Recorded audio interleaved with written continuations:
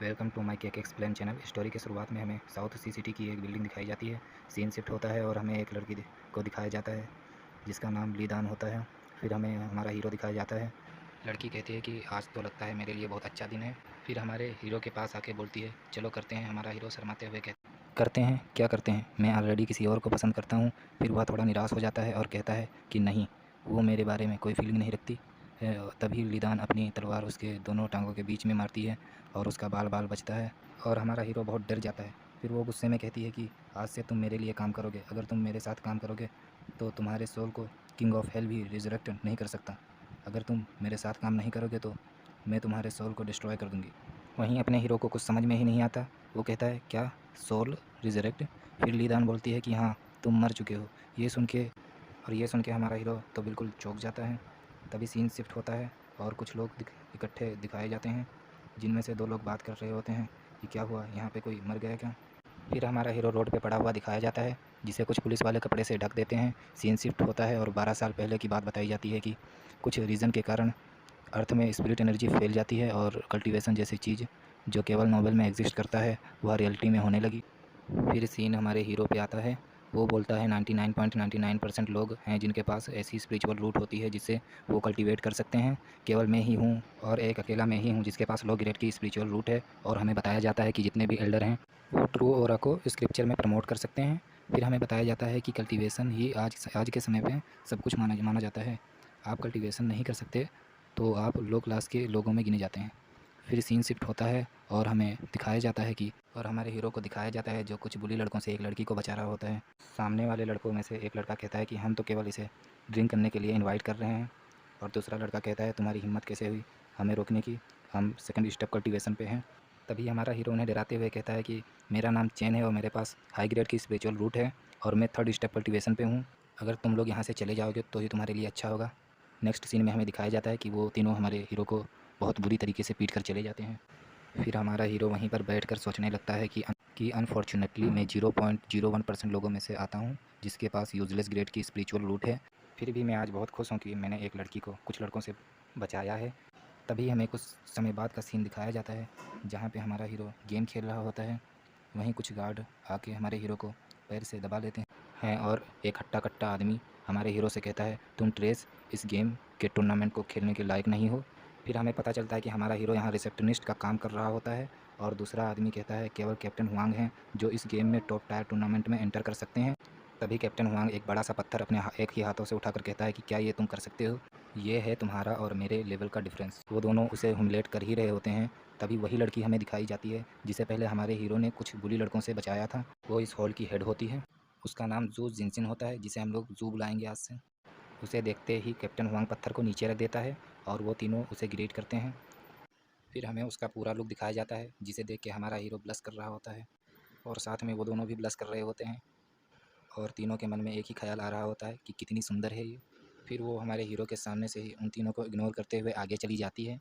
वहीं captain Huang हमारे hero का मजाक उड़ाते हुए कहता है कि तुम दोनों साथ में ही पढ़े हो फिर भी उसने तो तुम्हारी तरफ देखा भी नहीं। फिर हमें एक सीन दिखाया जाता है जहाँ हमारा हीरो अकेला खड़ा होता है और चारों तरफ से लोग उसको ट्रेस बोल रहे हैं और उसका मज़ा ले रहे होते हैं। सीन रात को शिफ्ट होता है जहाँ हमारा हीरो कॉफ़ी पीते हुए कंप्यूटर चला रहा होता है। तभी हमें जू को दिखाया जाता है जो अपना सारा काम करके बाहर की तरफ आ रही होती है और कहती है सच में ये प्रेसिडेंट का जॉब भी बहुत थका देने वाला होता है। तभी नेक्स्ट सीन में हमारे हीरो को दिखाया जाता है जिसके कप में एक तालिस्मान आके लगता है। वो उसे देखकर बहुत चौंक जाता है और कहता है क्या, एक येलो ग्रेड का तालिस्मान? इतना वो कहता ही है कि वहाँ बहुत बड़ा एक्सप्लोजन होता है और हमें नहीं दिखाया जाता कि हमारे हीरो के साथ क्या हुआ। एक्सप्लोजन के बाद हमें 3 बंदे दिखाए जाते हैं जिनमें से वाइट बालों वाला लड़का परेशान होते हुए कहता है कि तुम्हारी प्रेसिडेंट कहाँ है, क्या वो तुम्हारे साथ नहीं है? वहीं कुछ सिक्योरिटी आते हुए कहते हैं तुम कौन हो और क्या चाहते हो? और कैप्टन ज़ुआंग कहता है कि तुम्हारी हिम्मत कैसे हुई यहाँ पर आने की, क्या तुम मुझे जानते हो? मेरा नाम क्या है? मेरा नाम कैप्टन ज़ुआंग है। कैप्टन ज़ुआंग की बात पूरी भी नहीं होती और वो तीनों इन्हें पूरी तरीके से पीटना शुरू कर देते हैं। उनमें से एक सिक्योरिटी गार्ड उन पे गोली चलाता है लेकिन वाइट बालों वाला लड़का अपने हाथ से फ्लेम निकालकर उसे बीच हवा में ही लिक्विड फॉर्म में ला देता है। वहीं हमारा हीरो पीछे से निकलता है और वाइट हेयर वाले बंदे को आवाज़ देता है और वो बिल्कुल चौंक जाता है। कहता है ऐसा नहीं हो सकता, क्या ये ज़िंदा है? तभी हमारा हीरो कहता है मुझे नहीं पता तुम लोग कौन हो लेकिन मैं तुम्हें जू को किसी तरह से हार्म नहीं पहुंचाने दूंगा। ये सुन के वाइट हेयर बालों वाला लड़का बहुत गुस्सा हो जाता है और कहता है, मुझे तुम्हें अभी मारने के लिए टाइम नहीं है मेरे पास। वहीं पीछे से कैप्टन हुआंग कहता है, पागल मत बनो, नहीं तो तुम मारे जाओगे। फिर हमारा हीरो कहता है कि मुझे तुम्हें बताने की ज़रूरत नहीं है कि मैं उसे कैसे रोकूंगा, और उसके पैर कांप रहे होते हैं। वो मन में सोचता है कि जू को बाहर निकलने के लिए कम से कम 20 सेकंड लगेंगे, तब तक मुझे उसे रोकना होगा। फिर वह एक पाइप जैसे लोहे को लेकर वाइट बालों वाले लड़के को मारने के लिए दौड़ता है और कहता है, मैं तुम्हें रोक के रखूँगा, चाहे मैं मर ही क्यों ना जाऊँ। फिर वाइट बालों वाला लड़का हमारे हीरो की तरफ बढ़ते हुए कहता है कि लगता है तुम मरने के लिए तैयार हो रहे हो। और हमारा हीरो मन में सोचता है कि वो केवल अपने फ्लेम से अटैक करेगा। वो गोली अपनी फ्लेम से मेल्ट कर देता है। ये उसके बॉडी का स्ट्रेंथ नहीं है और उसका आर्म भी अभी जल रहा है। इसका मतलब वो फायर को रेजिस्ट नहीं कर सकता। वाइट बालों वाला लड़का जैसे ही हमारे हीरो को पंच मारता है, उसका हाथ लोहे के पाइप में फंस जाता है और जैसे ही हीट बढ़ता है, हमारा हीरो हंसते हुए बोलता है, चलो साथ में मरते हैं। ये सुन के वाइट बालों वाला लड़का बिल्कुल चौंक जाता है और डर भी जाता है, और एक बहुत बड़ा एक्सप्लोजन होता है जिससे हमारा हीरो ऊपर की तरफ उड़कर नीचे गिरता है। और वहीं जू भी बाहर निकलते हुए उसे देख लेती है और देखकर अनदेखा कर देती है। और हमारा हीरो मन में सोचता है, जैसा उससे एक्सपेक्ट किया जा सकता है, वो अभी भी इतना काम है, जबकि मैं इतने बड़े एक्सप्लोजन के साथ हिट हुआ। लेकिन चलो अच्छा है, वो ठीक है। इतना बोलते हुए हमारा हीरो वहीं पे मर जाता है। फिर सीन प्रेजेंट में आता है, जहाँ वही लड़की फ़ोन में देखते हुए कहती है, क्या किंग ऑफ हेल डेथ को एक्सीडेंट बता रहा है। फिर वो अपने हीरो को कहती है, तुम सुनो मेरी बात को, मेरा नाम लिदान है, मैं कैप्टन हूँ हेवन सिक्योरिटी की, तुम्हारे भाषा में गॉड। हमारा हीरो ये सुन के कहता है, क्या तुम गॉड हो, तुम्हारा कल्टीवेशन तो सबसे ज़्यादा होगा। फिर वो हमारे हीरो के शर्ट को पकड़ते हुए कहती है कि मैं बेस्ट में भी टॉप पर आती हूँ, और तुम्हारे वजह से मेरा मॉन्स्टर पकड़ने का मिशन फेल हो गया, क्योंकि तुम्हारी सोल अचानक से यहाँ आ गई। तो तुम अब मेरी हेल्प करोगे मॉन्स्टर को पकड़ने में, जिससे मैं फ्री हो सकूँ। फिर हमारा हीरो कहता है, इस समय मुझे नहीं पता इस जॉब से मेरी डेस्टिनी कैसे चेंज होगी। स्टोरी के सेकंड पार्ट में हमें चेन को एक सुनसान गली में दिखाया जाता है। वो कहता है, ये मेरा पहला मिशन है, मुझे एक भूतिया मेंशन ढूंढना है। फिर हमें 1 घंटे के पहले का सीन दिखाया जाता है, जहाँ पे लीदान चेन से कहती है, तुम्हें मॉन्स्टर्स और गॉड को पकड़ना है जो बहुत ज़्यादा क्राइम करते हैं। चेन बोलता है, मेरे पास तो यूज़लेस स्पिरिचुअल रूट है, मैं तो एक नॉर्मल ह्यूमन के अगेंस्ट भी फाइट नहीं कर सकता। लीदान बोलती है, मैंने तुम्हारी इन्फॉर्मेशन पढ़ी है, हमारे पास इनफ मैन पावर नहीं है, इसलिए मेरे पास तुम्हें हायर करने के अलावा और कोई चॉइस नहीं है। ये बात चेन के सीधा दिल पे लगती है। लिदान कहती है, अर्थ पे स्पिरिट एनर्जी फैलने के वजह से हर जगह मॉन्स्टर दिखाई दे रहे हैं। अभी मेरे पास इतना समय नहीं है, क्योंकि वो रेकलेस मंकी हेवनली कोर्ट में ट्रबल मचा रहा है, इसलिए मुझे तुम जैसे ट्रेस को यूज़ करना पड़ रहा है।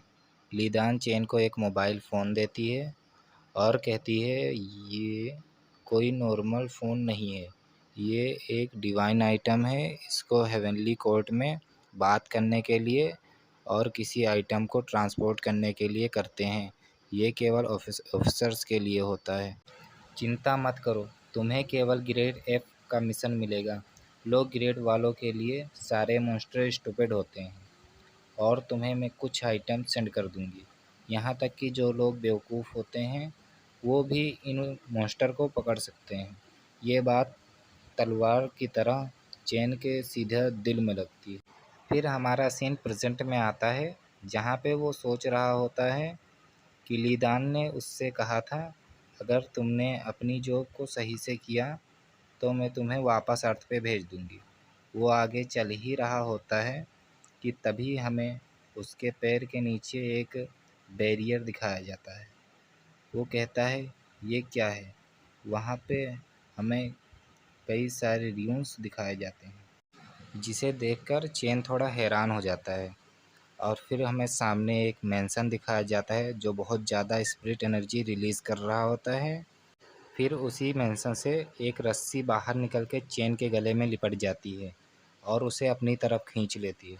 चेन चिल्लाते हुए कहता है, कोई मुझे बचाओ, क्या है ये। तभी एक बहुत डरावनी सी एक औरत दिखाई जाती है, जिसने चेन को पकड़ा होता है। फाइनली उसका फेस दिखाया जाता है और वो बहुत सुंदर होती है। फिर वो हमारे हीरो कहती है, कौन हो तुम और तुमने मेरे बैरियर को क्यों क्रॉस किया। चेन पड़ा होता है और कुछ ऐसी चीज़ें देख लेता है जिससे वो शर्माने लगता है। फिर हमें हेवनली सिक्योरिटी का मेंशन दिखाया जाता है, जहाँ दो ऑफिसर हमारे हीरो को देख रहे होते हैं। उनमें से एक ऑफिसर कहता है, कैप्टन ने फिर से किसी नए बंदे को गलत मिशन दे दिया। वहाँ पे 2 हॉन्टेड मैंसन था और ये लड़की SS ग्रेड की है। फिर हमें उसका इन्फॉर्मेशन दिखाया जाता है। उसका ग्रेड मिशन SS होता है और उस लड़की का नाम वानयाजी होता है। ऑफिसर परेशान होते हुए कहता है, वो एक गोल्डन इमॉर्टल लेवल पे है, यहाँ तक कि कैप्टन भी उसे हैंडल नहीं कर सकती। तभी हमारे हीरो के हाथ में एक सिंबल चमकने लगता है। उसमें नोटिफिकेशन आता है, आपको एक आइटम बैग रिसीव हुआ है। उस सिंबल को देखकर वो लड़की कहती है, एक ब्रोंज लेवल का ऑफिसर। तभी हमारा हीरो कूद कर उसके सामने आ जाता है और कहता है, मेरा नाम चेन है, मैं एक हेवनली कोर्ट का ऑफिसर हूँ, तुम विश सरेंडर कर दो। और फ़ोन में देखते हुए कहता है, मेरे पास 3 आइटम है, कौन सा मैं यूज़ करूँ। हेवनली कोर्ट का ऑफिसर उसे देखते हुए कहता है, कैप्टन ने तो उसे आइटम बैग सेंड कर दिया। अगर उसने गलती से गोल्ड या सिल्वर लेवल का आइटम यूज़ कर लिया तो वह उसे हैंडल नहीं कर पाएगा और ब्लास्ट हो जाएगा। दूसरा ऑफिसर कहता है, क्या हम कैप्टन के बारे में बात कर रहे हैं? वो तो हमेशा कोई ना कोई मिस्टेक करती है। इतने में पीछे से लीदान बोलती है, हाँ मैं मिस्टेक करती हूँ, तुम एक बार फिर से कहना। जिसे देखकर अफसर के पसीने छूटने लगते हैं और वो दोनों अपना अपना काम करने लगते हैं। सीन उस लड़की और चेन के ऊपर शिफ्ट होता है। वो कहती है, क्या तुमने मुझे विच कहा? तुम्हारी हिम्मत कैसे हुई मुझे विच बुलाने की, जबकि तुम अभी ब्रोंज लेवल पे हो। चेन उस लड़की को गुस्से में देखकर कहता है, क्या ये मॉन्स्टर पागल हो गई है? मुझे अपने सिक्योर के लिए जल्दी से अपना आइटम यूज़ कर लेना चाहिए। पहले वो सोचता है मुझे गोल्ड लेवल के आइटम को यूज़ करना चाहिए, फिर वो रुक जाता है और कहता है, मैं तो ब्रोंज लेवल के मॉन्स्टर को पकड़ने आया हूँ, और ब्रोंज लेवल आइटम पे क्लिक कर देता है। क्लिक करते ही वहाँ से ब्लू कलर की रोशनी निकलती है और एक ब्रोंज लेवल के रोप को बाहर निकाल कर उस मॉन्स्टर की ओर फेंक देता है, जिसे वो लड़की अपने एक ही हाथ से डिस्ट्रॉय कर देती है और कहती है, मैं एक गोल्डन इमॉर्टल हूँ और तुम मुझे ब्रोंज लेवल के आइटम से पकड़ना चाहते हो। फिर वो सिल्वर लेवल के तालिस्मान को निकालकर चेन की ओर तेज़ी से फेंकती है, जिसे देखकर चेन कहता है, अगर तुम्हें सिल्वर लेवल के आइटम से कुछ नहीं होता तो इसका क्या कहना है। और अपने फ़ोन में क्लिक करके सिल्वर लेवल के आइटम को निकालकर सारे तालिस्मान को एक शील्ड से रोक लेता है, जिसे देखकर वो लड़की हैरान हो जाती है। और फिर चेन बोलता है, मॉन्स्टर रोप तुम्हारे आगे यूज़लेस है, तो फिर मैं तुम्हें इमॉर्टल रोप से पकड़ूंगा। फिर वो उस लड़की को अजीब तरह से बांध देता है और चेन कहता है, हिलो मत और मुझे सरेंडर कर दो। तो गाइस, स्वागत है आपका के एक्सप्लेन मांगा पे। चैप्टर 3 में हमें दिखाया जाता है, चेन के मुंह से खून निकल रहा होता है और वो दर्द से चीख रहा होता है, क्योंकि उसका लेवल इतना नहीं रहता कि वो उसे हैंडल कर सके। तभी जितने भी तालिस्मान की स्पिरिट एनर्जी होती है वो उसके बॉडी में जाने लगती है। वहीं दूसरी साइड वो लड़की कहती है, इससे पहले मुझे किसी ने भी इस तरह नहीं पकड़ा। तभी वो अपनी पूरी पावर लगा के रोप को तोड़ देती है और कई सारे गोल्डन लीजेंडरी लेवल का तालिस्मान बाहर निकालकर चेन की ओर तेज़ी से फेंकती है, जिसे चेन हैरानी से देखते हुए कहता है, क्या ये गोल्डन लीजेंडरी लेवल का तालिस्मान है? तभी वो अपने फ़ोन में क्लिक करके एक डिवाइनेशन शील्ड से सारे तालिस्मान को रोक लेता है, जिसे देखकर लड़की के भी पसीने आने लगते हैं और वो बहुत परेशान हो जाती है। वहीं चेन की हालत बहुत ख़राब हो जाती है और वो खून की उल्टी करने लगता है। वो लड़की हैरानी से कहती है, ये आइटम 2 लेवल ज़्यादा है तुम्हारे लेवल से, अगर कोई और होता तो अभी तक मर चुका होता। ठीक है, अगर तुम मरना ही चाहते हो तो तुम्हारी इच्छा मैं पूरी कर देती हूँ। और तेज़ी से चेन को मारने के लिए उसकी तरफ दौड़ती है। अभी चेन के बॉडी से बहुत सारी एनर्जी रिलीज होती है और उसके सारे कपड़े फट जाते हैं। तभी वो लड़की चेन के आगे आके रुक जाती है और उसे देखकर ब्लश करने लगती है।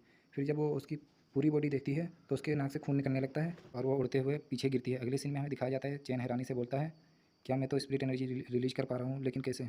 क्या ये स्पिरिट एनर्जी इस आइटम से मेरी बॉडी में आ रही है? मैं बहुत अच्छा फील कर रहा हूँ। क्या स्पिरिट एनर्जी की फीलिंग ऐसी ही होती है? और वहीं बैठकर अपनी एनर्जी को बैलेंस करने लगता है, जिसे देखकर उस लड़की के तो नोज़ ब्लीडिंग रुक ही नहीं रहे होते। फिर हमारा हीरो अपनी आंखें खोलते हुए कहता है, ये लड़की जब मुझे मारने आ रही थी तब ये अचानक से ऊपर कैसे उड़ गई? और तालिस्मान में इसकी मास्टरी बहुत स्ट्रॉन्ग है, यहाँ तक कि ये गोल्डन लेवल के तालिस्मान को भी यूज़ कर सकती है, जो बहुत रेयर होता है। लेकिन क्यों, जबकि ये F ग्रेड की मॉन्स्टर है, कहीं ऐसा तो नहीं? ये कहकर वो एक कदम पीछे हटा लेता है और वो लड़की अपने नाक को ढकते हुए कहती है, क्यों मैं इतना नर्वस हूँ, जबकि मैं अनगिनत आदमियों से मिल चुकी हूँ। लेकिन एक मिनट, क्या ये प्योर एनर्जी है जो केवल वर्जिन बॉडी में पाई जाती है? और ये देखकर उसकी ब्लीडिंग और तेज़ हो जाती है। कहती है, क्या ये वर्जिन है अभी तक? नहीं, मैं तो अपनी ब्लीडिंग नहीं रोक पा रही हूँ, और उसकी ब्लीडिंग क्यों हो रही है तो आप जानते ही होंगे। और वहीं चैन बोलता है, तुम चाहे जितना चीख लो, ये यूजलेस है। मैंने सही गेस किया था, तुम तालिस्मान कल्टीवेटर हो, तुम फिजिकली बहुत वीक हो। मुझे नहीं पता इसके पीछे क्या लॉजिक है, लेकिन तुम्हारी कमजोरी मुझे दिख रही है। अब इसे कौन बताए कि वो इसके प्यार में पागल। और मैं आपको बता देना चाहता हूँ, उस लड़की का नाम वान याजी था, जिसे हम वान कहेंगे। वान चैन को करीब देखते हुए कहती है, अगर तुम मेरे पास आओगे तो मैं अपने आप को होल्ड नहीं कर पाऊँगी। और एक हार्ट तालिस्मान अपने ऊपर लगाते हुए बोलती है, शांत हो जाओ, मैंने ऐसे कई सारे लड़के देखे हुए हैं। लेकिन चैन इतना चार्मिंग दिख रहा होता है कि वो रेजिस्ट नहीं कर पाती और उसे पकड़कर किस कर लेती है। चैन ब्लश करते हुए कहता है, मेरी पहली किस थी। और वो उसके इस एक्शन से बहुत हैरान भी होता है। चैन को ऐसा फील होता है कि जैसा एक सांप अपने शिकार को मारने से पहले उसके साथ खेल रहा हो। वान कहती है, कोई भी आदमी मेरे किस को रेजिस्ट नहीं कर सकता। फिर वो चौंकते हुए कहती है, उसके साथ क्या गड़बड़ है? ये मेरी सारी स्पिरिट एनर्जी अपने अंदर कंज्यूम कर रहा है। उसे ऐसा लगता है जैसे कोई सपेरा अपने हथेली पे उसे नचा रहा हो, और वो एक सांप है जो सपेरे के कंट्रोल में है। तभी उसे पीछे से धक्का देकर कहती है, बस करो, मेरी सारी स्पिरिट एनर्जी ख़त्म हो गई है। और वो उसे धक्का देकर अपने मैंसन में बहुत तेज़ी से भाग जाती है। फिर चैन बोलता है, क्या स्ट्रेंथ है, इतनी देर से ये अपनी स्ट्रेंथ को छिपा रही थी। ये तो स्वागत है आपका मेरे यूट्यूब चैनल के एक्सप्लेन मांगा पे। तो गाइस, सबसे पहले तो थैंक्स फॉर सब्सक्राइब। पिछले कुछ दिनों से 4 सब्सक्राइबर के आगे चैनल बढ़ ही नहीं रहा था। तो इस चैप्टर के शुरुआत में हमें चैन को दिखाया जाता है, जिसको एक बंधा हुआ आदमी दिखता है। चैन हैरानी से कहता है, क्या इस आदमी को मॉन्स्टर ने बंदी बना के रखा है? इसकी बॉडी पे तो ब्लू तालिस्मान लगे हुए हैं। वो अपने मन में सोचते हुए कहता है, क्या ऐसा हो सकता है कि वो इसे खाना चाहती है? फिर कहता है, तुम चिंता मत करो, मैं तुम्हें बचा लूँगा। जैसे ही चैन उसे बचाने के लिए टच करता है, उसका हाथ उस आदमी के आर पार हो जाता है। चैन कहता है, मैं तो भूल ही गया था कि मैं अभी एक सोल हूँ, ना ये मुझे सुन सकता है और मैं ना इसे टच कर सकता हूँ। तभी पीछे से एक ब्लू तालिस्मान आके उसके पीठ में लगता है, और वहाँ पे वान आ जाती है और कहती है, तुम केवल एक भटकती हुई सोल और ऑफिसर नहीं हो, बल्कि तुम तो दूसरों की स्पिरिट भी एनर्जी भी एब्जॉर्ब कर सकते हो। तुम तो बहुत इंटरेस्टिंग हो।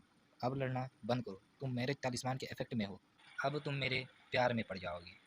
और ये कहकर वो अलग अलग तरह से पोज देने लगती है। वान कहती है, कोई भी आदमी मेरे चार्म से बच नहीं सकता, चलो अब थोड़ा मज़े करते हैं। चेन अपनी प्योर एनर्जी से किसी तरह उसे रजिस्ट कर लेता है और एक ख़तरनाक स्माइल करता है। कहता है, हाँ क्यों नहीं, चलो हम साथ में मज़े करते हैं। वान को नहीं पता कि वो उस तालिस्मान के प्रभाव से बच गया है, और वान चेन के गालों को प्यार से पकड़ते हुए कहती है, गुड बॉय, मेरे तालिस्मान कभी फेल नहीं हो सकता। तभी वो बंधे हुए आदमी को देखते हुए कहती है, और तुम, पिछले 1 साल से तुम्हारे साथ मैं फ्लर्ट कर रही हूँ और 3 मैरिज तालिस्मान इस्तेमाल कर लिया, लेकिन तुम पे ये काम नहीं कर रहा। मुझे तो ऐसा लगने लगा था कि इस तालिस्मान में ही कुछ गड़बड़ है। फिर वान उसके माथे पे चाटते हुए कहती है कि मैं तुम्हें भी एक दिन अपना बना के रहूँगी। फिलहाल ये वक्त है मज़े करने के। तभी वान चैन के चिपकते हुए कहती है, तुम कपड़ों में बिल्कुल अच्छे नहीं लगते, तुम्हारे मसल बहुत अमेजिंग है, तुम्हारे एब्स और वेस्ट लाइन बहुत अच्छे हैं। ये कहकर वान उसे ठर की नज़रों से देख रही होती है, और उसके मन में बहुत गंदे गंदे ख्याल आ रहे होते हैं। वान कहती है, मैं इसे किस नहीं कर सकती, नहीं तो वो मेरी सारी स्पिरिट एनर्जी को कंज्यूम कर लेगा। वान ये सब सोच ही रही होती है, तभी चेन उसे किस करने लगता है, जिसे देखकर वान भी सरप्राइज हो जाती है, और चेन एक इमोर्टल ट्रैपिंग रोप पीछे से निकाल कर उसे बांध देता है। वान उसे हैरानी से देखते हुए कहती है, ये क्या हो रहा है, इसे तो मेरे कंट्रोल में होना चाहिए। नहीं, ये तो सारी स्पिरिट एनर्जी कंज्यूम कर रहा है मेरे पास थोड़ी भी स्ट्रेंथ नहीं बची। और उसकी आंखें लाल होने लगती हैं। फिर हमें नेक्स्ट सीन में दिखाया जाता है, वान पूरी तरह से बंधी होती है। वो कहती है, कैसे, तुमने ये कैसे किया? चैन कहता है, अच्छा, तो तुम जानना चाहती हो कि मैंने तुम्हें कैसे पकड़ा? तुम मुझसे तो बहुत स्ट्रॉन्ग हो, लेकिन केवल तुम गोल्डन तालिस्मान को ही नहीं यूज़ कर रही थी, बल्कि तुम साथ में मुझे सीड्यूस भी कर रही थी। जब मैं तुम्हारे पास आता था, तब तुम मुझे पहले सीड्यूस करती थी। मुझे नहीं पता कि मैं तुम्हारी स्पिरिट एनर्जी कैसे कंज्यूम कर पाता हूँ, लेकिन मैं जब तुम्हें किस करता था, तब तुम कोई तालिस्मान या स्पेल यूज़ नहीं कर पाती हो। जब तुमने बिना तालिस्मान इस्तेमाल किए हुए मुझे पहले धक्का दिया, इसका मतलब जब मैं तुम्हारी एनर्जी अपने अंदर कंज्यूम करता हूँ, तब तुम कोई भी तालिस्मान को यूज़ नहीं कर सकती। वीडियो को शुरू करने से पहले आपसे रिक्वेस्ट है कि आप चैनल को सब्सक्राइब कर दें। पिछले कुछ दिनों से 11 सब्सक्राइबर के आगे चैनल बढ़ ही नहीं रहा है। तो चलिए शुरू करते हैं। पिछले चैप्टर में हमने देखा था, चैन वांग को सब बता रहा था मैंने तुम्हें कैसे पकड़ा। वांग कहती है, लेकिन तुम तो मेरे तालिस्मान के इफेक्ट में थे। चैन कहता है, मैं पहले तो तुम्हारे स्पेल में आ गया था, क्योंकि तुम बिल्कुल उस लड़की की तरह दिखती हो जिस लड़की को मैं पसंद करता हूँ। जब तुमने मेरे बॉडी के साथ गंदे गंदे हरकतें करना शुरू किया, तब मैं तुम्हारे स्पेल से छूट गया था। वांग हंसते हुए कहती है, अच्छा तुम तो बहुत लॉयल निकले, इसलिए तुम मेरे तलिस्मान में नहीं फंसे। लेकिन तुम बेवकूफ़ हो, प्यार जैसी कोई चीज़ नहीं होती इस दुनिया में। तुम केवल भटकती हुई एक आत्मा हो और वो लड़की किसी और आदमी के साथ मज़े कर रही होगी। ये सुनकर चेन कुछ समय पहले की बातों को याद करता है, जहाँ पे वो लिदान से कहता है, मैं ऑफिसर नहीं बनना चाहता और ना रिजरेक्ट होना चाहता हूँ। मैं केवल यूज़लेस नहीं हूँ, बल्कि मेरी कोई फैमिली नहीं है और ना ही मुझे कोई याद करने वाला है। अच्छा होगा कि मैं मर जाऊँ और एक स्ट्रॉन्ग बॉडी में मुझे अगली ज़िंदगी मिले। लिदान कहती है, तुम जीना नहीं चाहते क्योंकि तुम्हें कोई याद करने वाला नहीं है। फिर उसकी पास्ट सीन दिखाते हुए कहती है, तो फिर ये क्या है? जिसमें जो दिखाई जाती है, जो चैन को देख के हैरान हो जाती है और रोते हुए उसका नाम लेती है। उठो चैन, कोई एम्बुलेंस को फ़ोन करो। फिर चैन उस बॉल जैसी चीज़ के अंदर एंटर कर जाता है, जहाँ पे जू रोते हुए कहती है, नहीं ये सच नहीं हो सकता। चैन उठो, तुम मुझे डराना बंद करो। चैन उसे देखते हुए कहता है, सच में ये मेरे बारे में तो फ़िक्र करती है। फिर कहानी प्रेजेंट में आती है, जहाँ पे सारी बातें वो वांग को बता रहा होता है। वांग कहती है, तो तुमने ये डिसाइड किया कि तुम रीइंकार्नेट नहीं होगे क्योंकि वो तुम्हारे लिए रोई थी और अब तुम उस खतरनाक बॉस के लिए काम कर रहे हो, जहाँ वो तुम्हें इतनी खतरनाक मिशन देती है जिसमें तुम्हारी जान कभी भी निकल सकती है। चैन कहता है, हाँ ऐसी ही बात है, मैं पहले रिजरेक्ट होऊंगा और फिर मैं उसे कन्फेस कर दूंगा। उसकी बात पूरी होने से पहले एक हाथ बहुत तेज़ी से आके उसको लगता है। वहाँ पे लीदान आके कहती है, तुम ठरकी इंसान, पहले तो तुमने मॉन्स्टर को पकड़ा, फिर अपने कपड़े निकाल कर उसके साथ मज़े कर रहे हो। जिसे देखकर वांग घबराते हुए अपने मन में कहती है, क्या ये लड़की पागल हो गई है? हमें पुलिस स्टेशन का सीन दिखाया जाता है, जहाँ एक पुलिस वाला जू को रिपोर्ट देते हुए कहता है, फोरेंसिक लैब वाले पता लगा रहे हैं चैन के बॉडी के स्पिरिट एनर्जी को ट्रैक करते हुए। जब तक कोई क्लू नहीं मिलता तब तक आप हमारी सेफ्टी में रहेंगी। उसके बारे में पता चलता है, उसका नाम गुओ जिंग है, साउथ सी पुलिस डिपार्टमेंट का कैप्टन है वो। फिर हमें कुछ आवाज़ें सुनाई जाती हैं, मिस्टर होंग आप अंदर नहीं जा सकते, हटो मेरे आगे से, मुझे जू को देखना है। फिर एक लड़का अंदर आते हुए कहता है, क्या तुम ठीक हो जू? जिसका नाम होंग जियाओमिंग रहता है और वो 18 साल का है। वो एल्डेस्ट सन है साउथ सी सेक्ट के मास्टर का, जो सबसे स्ट्रॉन्गेस्ट सेक्ट है साउथ सिटी का। होंग कहता है, मुझे विश्वास नहीं हो रहा, किसकी हिम्मत इतनी बढ़ गई जो तुम्हें मारना चाहता है। और वो उसके कंधे पर हाथ रखकर ये सब बोल रहा होता है। फिर कहता है, गोजिंग जू मेरी गोड सिस्टर की तरह है, वो मेरे साथ साउथ सी सेक्ट में रुकेगी अपनी सेफ्टी के लिए। फिर उन दोनों को हमें कार में दिखाया जाता है। होंग कहता है, थैंक गॉड तुम ठीक हो। जू कहती है, होंग तुम्हारा शुक्रिया, लेकिन मैं इस समय इसके बारे में बात नहीं करना चाहती। फिर होंग उसे एक तालिस्मान देता है, उसे लेते ही जू को चक्कर आने लगते हैं और वो वहीं पे बेहोश हो जाती है। फिर जियाओ का असली चेहरा हमें दिखाया जाता है, जहाँ पे वो खतरनाक स्माइल करते हुए कहता है, इस तालिस्मान को मैंने अपने डैड से लिया था, किसी को बंदी बनाने के लिए ये सबसे बेस्ट है। फिर जियाओ उसे ठर की नज़रों से देखते हुए कहता है, जू मुझे पता है मैं अभी बहुत यंग हूँ और तुम मेरे साथ ये सब नहीं करना चाहोगी, इसलिए मैंने इतनी खतरनाक रास्ते को अपनाया, जिससे मैं तुम्हारे साथ डुअल कल्टीवेशन करके तुम्हारी टॉप ग्रेड स्पिरिचुअल रूट अपना बना लूँ। फिर होंग जियाओ कहता है ड्राइवर से, गाड़ी मेरे फैमिली के होटल के तरफ लेकर चलो। नेक्स्ट सीन हमारा लीडान पे शिफ्ट होता है, जहाँ वो कहती है, मुझे माफ़ करना, मैंने तुम्हें गलत मिशन दे दिया था, मैं कंफ्यूज हो गई थी डबल एस ग्रेड और एफ ग्रेड में। फिर हमें पास्ट का सीन दिखाया जाता है, जहाँ पे जब उसे पता चला था उसने डबल एस ग्रेड का मिशन दे दिया है, तो उसने अपनी सारी भड़ास उन दोनों ऑफिसर पे निकाल दी थी। इन प्रेजेंट में आता है, जब लिदान ने चैन को मारा था तब उसका थोड़ा सा सोल डिस्ट्रॉय हो गया था। लिदान उसके पास आते हुए कहती है, मैं सच में जानना चाहती हूँ, तुम अपने लेवल से भी ज़्यादा लेवल के तालिस्मान को यूज़ करने के बाद अभी तक कैसे ज़िंदा हो? क्या सच में तुम गोल्डन इमोर्टल स्पिरिट एनर्जी को एब्जॉर्व कर सकते हो? ऐसा नहीं हो सकता, मैं एक बार ट्राई करती हूँ। ये कहकर वो चैन को किस कर लेती है। कुछ देर बाद चैन को धक्का देकर वो पीछे हट जाती है। चैन कहता है, तुम क्या कर रही थी अभी? क्या सारे घोड़े ऐसे किसी को भी किस कर लेते हैं? लिदान कहती है, तुम तो यहाँ मेरी भी स्पिरिट एनर्जी कंज्यूम कर सकते हो, ये तुम्हारी कैसी एबिलिटी है? तुम जरा अपने आप को देखो, तुम्हारे बाल लाल हो गए हैं, तुम्हारी सोल एनर्जी बहुत चमक रही है और तुम्हारी सोल हील भी हो गई। तुम्हारी एबिलिटी तो एक ब्लैक होल जैसी है और बहुत सारी स्पिरिट एनर्जी तुम्हारे अंदर एब्जॉर्ब है। इसका कोई मतलब नहीं बनता कि क्यों तुम अपने लेवल से भी ज़्यादा लेवल के तलिस्मान को यूज़ कर सकते हो। चैन कहता है, क्या तुम ये कहना चाहती हो मैं कोई भी आइटम को इस्तेमाल कर सकता हूँ, चाहे वो किसी भी लेवल पे हो? लिदान कहती है, नहीं, मैंने तो ये केवल अभी तक गेस किया है, इससे पहले मैंने कभी भी ऐसी एबिलिटी नहीं देखी है। स्क्रॉल निकालते हुए कहती है, वान याजी, तुम्हारी सज़ा ये है कि तुम 1 साल के लिए हेवनली प्रिजन में रहोगी। वान कहती है, मुझे मेरी सज़ा मंजूर है, लेकिन एक फ़ाइनल रिक्वेस्ट है। फिर वो रोते हुए अपने बारे में बताती है, मुझे एक सिंगर से बेइंतहा प्यार था, लेकिन कोई फ़र्क नहीं पड़ता, मैं उसे चाहे जितनी बार प्रपोज़ करूँ, लेकिन वो हमेशा मुझे रिजेक्ट कर देता था। फिर मैंने उसे अपना बंदी बना लिया और उसकी पूरी बॉडी को मेरे तालिस्मान से ढक दिया। मुझे ये नहीं पता चल रहा है उसके ऊपर ये असर क्यों नहीं कर रहा। यहाँ तक एक इमोर्टल कल्टीवेटर भी उसे रेजिस्ट नहीं कर सकता। क्या वो मुझसे इतना नफरत करता है? चैन हैरानी से कहता है, क्या सिंगर मोर्टल? फिर वो उसके सिर से कपड़ा हटाता है। अब हमें आगे के चैप्टर में पता चलेगा कि उसके ऊपर मेरे तालिस्मान का क्यों असर नहीं हो रहा था। Thanks for watching this video.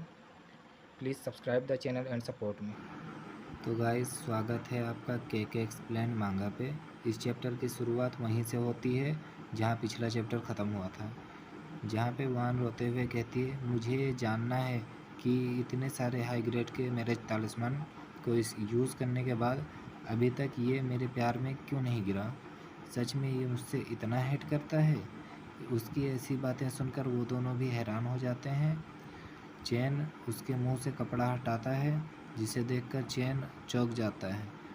फिर वो वान को देखता है। वान उसके पसीने निकलते हुए देखती है और कहती है, क्या गलत है तुम्हारे साथ, तुम ऐसा रिएक्शन क्यों दे रहे हो। चैन कहता है, कई सारे सेलिब्रिटी ऐसे हैं जिनमें से कुछ आदमी लड़कियों की तरह और कुछ लड़कियां आदमी की तरह दिखती हैं स्टेज पे। उनका अपना अपना स्टाइल होता है। फिर हमें दिखाया जाता है जिसे वान ने इतने दिनों तक बंदी बना के रखा था, वो एक लड़की होती है, जिसे देखकर वान की हालत आप देख सकते हैं। वान सदमे में जाते हुए कहती है, प्लीज़ मुझे हमेशा के लिए लॉकअप में डाल दो। जब तक ये समय नहीं ख़त्म हो जाता मैं वहीं रहना चाहती हूँ। विदान कहती है, बिल्कुल, मैं तुम्हें हेवनली प्रिजन में हमेशा के लिए डाल सकती हूँ, लेकिन अभी हेवनली प्रिजन मॉन्स्टर से भरा हुआ है। फिर वो चैन को देखते हुए कहती है, इसलिए तुम ऑफिसर फ़ोन के ब्रांच प्रिजन ऐप में डाल दो इसे। फिर वो फ़ोन को देखते हुए कहती है, कैप्चर, और वान को हमें उसी मोबाइल के एक प्रिजन में दिखाया जाता है। जैसे चैन उसे देखता है वो बहुत हैरान हो जाता है। लीदान चैन को बोलती है, ये ऐसा प्रिजन है जब हेवनली प्रिजन में इनफ स्पेस नहीं होता तब ऑफिसर इस ऐप प्रिजन का यूज़ करते हैं, और ये एक बहुत बड़ा आविष्कार है हमारे हेवनली कोर्ट का। चैन कहता है, इसका मतलब ये प्रिजन मेरे साथ ही रहेगा, क्या इससे मुझे कोई ख़तरा नहीं है। लीदान कहती है, मेरे पास तुम्हारे लिए एक गुड न्यूज़ और एक बैड न्यूज़ है। वहीं दूसरी तरफ वो लड़की चैन को देखते हुए कहती है, क्या इसने मुझे बचाया है। केवल 5 स्टेप के कल्टीवेटर ही अपने सोल को मेटेरियलाइज कर सकते हैं, इसकी कल्टीवेशन तो बहुत ज़्यादा होगी। इस लड़की का नाम डैडी यू रहता है, हम लोग इसे यू बुलाएंगे। यू कहती है, ये तो बहुत हॉट है, मैं यहाँ से निकलने के बाद इसे रीपे ज़रूर करूँगी, और वो ब्लश कर रही होती है। नेक्स्ट सीन हमें पुलिस स्टेशन के फोरेंसिक डिपार्टमेंट का दिखाया जाता है, जहाँ पे फोरेंसिक डिपार्टमेंट का असिस्टेंट डायरेक्टर से कहता है, मुझे विक्टिम के बॉडी पे कंसंट्रेट करने की ज़रूरत है, क्या तुम नूडल्स खाना बंद करोगी। डायरेक्टर कहती है, तुम मेरे बिजनेस में टांग अड़ाना बंद करो, मैं तो केवल नूडल्स खा रही हूँ, तुम्हें इतनी दिक्कत क्यों हो रही है। असिस्टेंट कहता है, जब मैं इसकी बॉडी को कट करूँगा तब तुम खाने के लायक नहीं रहोगी। डायरेक्टर कहती है, मैंने इससे पहले भी ऐसे कई सारे केसेस देखे हैं, मुझे डर नहीं लगता, तुम अपना काम करो। वो दोनों ऐसे ही लड़ रहे होते हैं, तभी वो बॉडी मूव करने लगती है, जिसे देखकर दोनों बहुत डर जाते हैं। असिस्टेंट डरते हुए कहता है, डायरेक्टर देखो, ये बॉडी तो मूव कर रही है। तभी वो आदमी उठकर बैठ जाता है, जिसे देखकर उन दोनों की हालत ख़राब हो जाती है। फिर वो आदमी कहता है, क्या तुम्हारे पास कपड़े हैं। उसको बोलता हुआ देखकर वो दोनों बेहोश हो जाते हैं। फिर हमें दिखाया जाता है, ये और कोई नहीं, चैन होता है। चैन खुद को हैरानी से देखते हुए कहता है, क्या मैं दोबारा ज़िंदा हो गया हूँ। फिर चैन पिछली बातें याद करता है, जहाँ पे लीदान ने कहा था उससे, मेरे पास तुम्हारे लिए एक गुड न्यूज़ और एक बैड न्यूज़ है। गुड न्यूज़ ये है कि तुम 1000 अपग्रेड के मिशन करने के बाद अपने बॉडी में रिजरेक्ट हो सकते हो, लेकिन तुमने डबल एस ग्रेड का मिशन किया है, इसलिए तुम्हें रिजरेक्ट किया जा सकता है। जिसे सुनकर चैन खुश होते हुए कहता है, ये तो बहुत बढ़िया है। फिर लीदान कहती है, लेकिन मेरे पास तुम्हारे लिए बैड न्यूज़ भी है। फिर वो क्रिस्टल में जू को दिखाते हुए कहती है, क्रिस्टल के ऑब्जर्वेशन से मुझे ये लग रहा है जू अभी जियाओ के तलिस्मान के इफेक्ट में है, और सिचुएशन को देख के लग रहा है अभी वो बहुत बड़े ख़तरे में है। फिर सीन प्रेजेंट में आता है, जहाँ पे चैन बहुत तेज़ी से दौड़ते हुए जा रहा होता है। चैन कहता है, तुम बस कुछ देर इंतज़ार करो, मैं फाइनली वापस आ गया हूँ अपने लाइफ में, और मैं तुम्हें बचा लूँगा। वो गुस्से में कहता है, तुम साउथ सी सेक्ट वाले, तुम्हारी हिम्मत कैसे हुई जू के ऊपर अटैक करने की। तुमने ये सब केवल इसलिए किया क्योंकि तुम्हारा सेक्ट सबसे स्ट्रॉन्गेस्ट सेक्ट है इस सिटी में।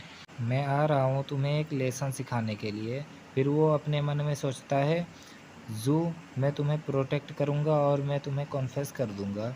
फिर वो अपने मोबाइल से तलिस्मान निकालने की कोशिश करता है और वो ये देखकर हैरान हो जाता है।